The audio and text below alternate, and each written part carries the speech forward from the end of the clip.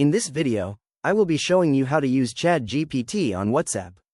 Let's get started. First, I will launch the Chatgpt app on my home screen. From here, I'll exit the app and open WhatsApp. Inside my WhatsApp group chat, I'm going to tap the message field and type in the official service number to start the conversation, then I will hit send. Now, I will tap directly on the phone number link I just sent to check its details. A pop-up menu appears at the bottom of the screen. From the options, I select Chat with Number to open up a direct conversation thread with the Chatgpt business account. Next, I will tap the chat input box at the bottom. I'm going to ask it for some movie recommendations, so I'll type out, recommend 5 movies to watch this weekend, and hit the green send button. We can see the messages sent, but a system notification pops up stating that Chatgpt is no longer available directly on WhatsApp.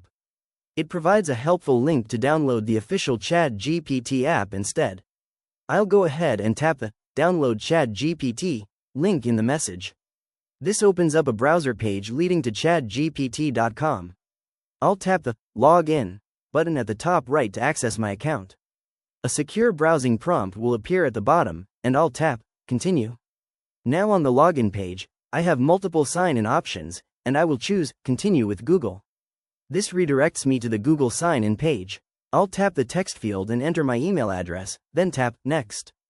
On the password screen, I'll enter my password and tap Next again. You might see a security notification alert from Google confirming the new sign-in, which is perfectly normal. Once authenticated, the browser securely redirects me right back into the Chatgpt interface. I'll open up the sidebar menu to view my library and past chats.